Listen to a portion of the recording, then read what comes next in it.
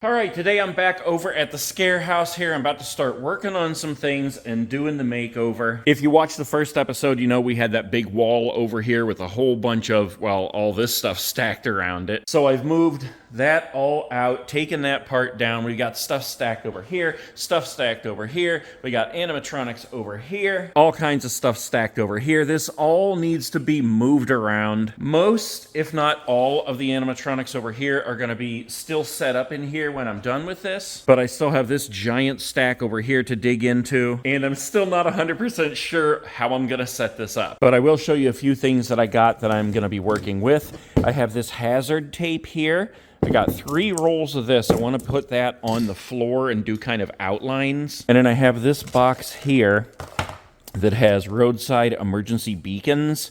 I have, I think, 4 of these, and the reason I bought these is because I think they're a yellow light. You can make them solid, you can make them flash, and they have a magnetic base on them. All the walls in here are magnetic, so it's been very impossible to keep other things up there with Velcro or tape or anything like that, and I need like accent lighting and lights that look like they belong in a warehouse. So in the package, I don't think, yeah, I mean, I can feel it pulling her. There you go.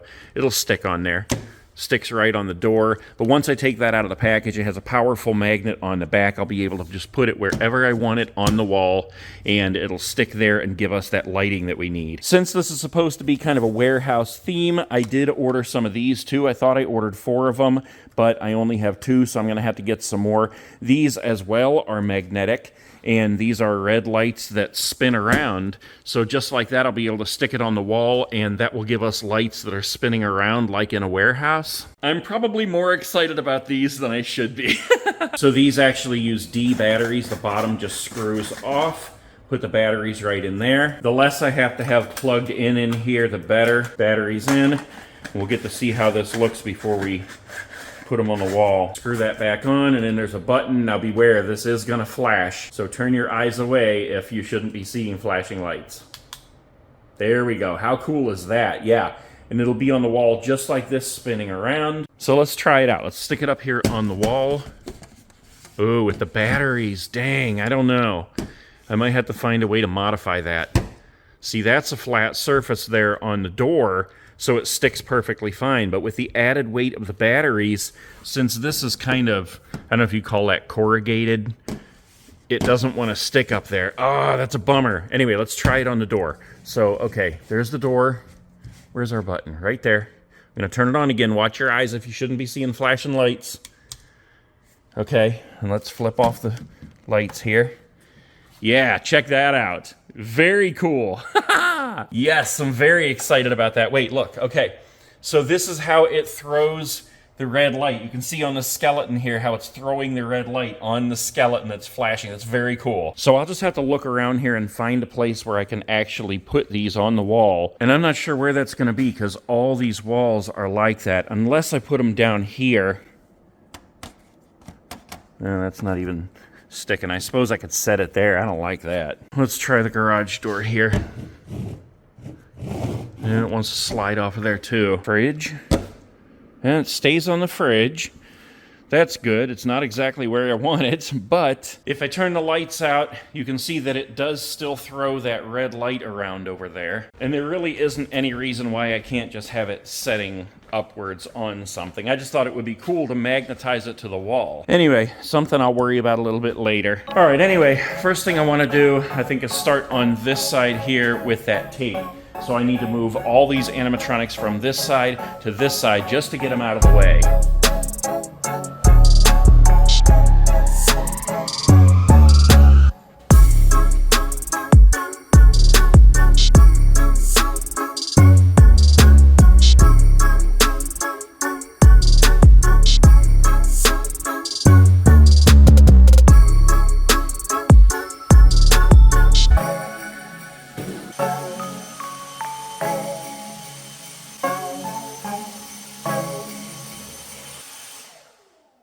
All right, that much is done. We've got this whole side over here cleared out, all the animatronics over there. I used the leaf blower to blow all the dirt out instead of trying to use a broom. So basically what I'm doing right now is just kind of walking around throughout the room here, using all the lines that the floor mats make, kind of as like guidelines as I walk throughout the room, trying to figure out exactly how I want the layout to be. I want to maybe put arrows on the floor, have a certain direction to walk through, see all the animatronics and spooky stuff, and make videos while I'm doing it, taking you guys through it with me. And we need some things to walk through like you see in the spirit stores, like the chains of death, the hanging electrical wires, the fire. I've got fog machines, spider webs, all kinds of stuff. So if you don't quite understand what I'm talking about, I want to take this tape right here and I want to make like a walkway, kind of like a border on each side of where you'd be walking, like a hallway.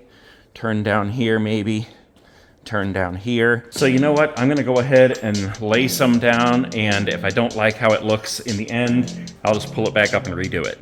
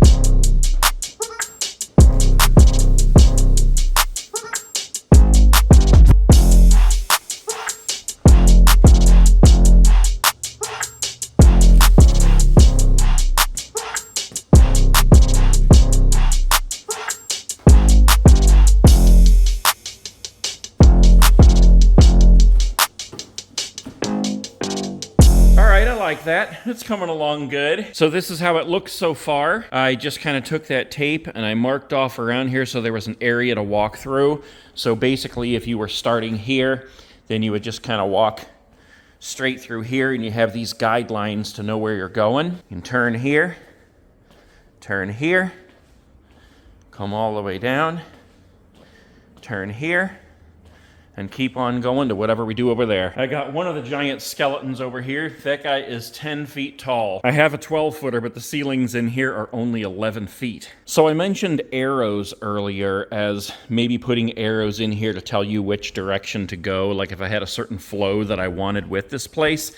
And I don't think that's actually gonna work because we're gonna have all the step pads on the floor in these areas. There's going to be animatronics all along the wall here, all along the wall here, and then inside this part right here. And it's going to be the same on the other side of the room too. We're going to have step pads all the way through where we're going to be walking through here. So although I think arrows would be cool, I don't think it's going to work to put them on the floor. And really there's no reason why I need to have arrows or any certain way to go. All right, so in bringing some of the animatronics back over, I kind of set them up to get an idea of how it would look. And it is definitely coming along pretty cool. I've got all these foot pad covers here. We'll just go around here and lay a couple of them out so we can see how it would look. And there we go. Now it's starting to look proper. So if you come in this way, come up and hit the step pad for Bubba. Come on over, and then you got them set up all throughout here for everybody else. Walk on through here, up and around the corner.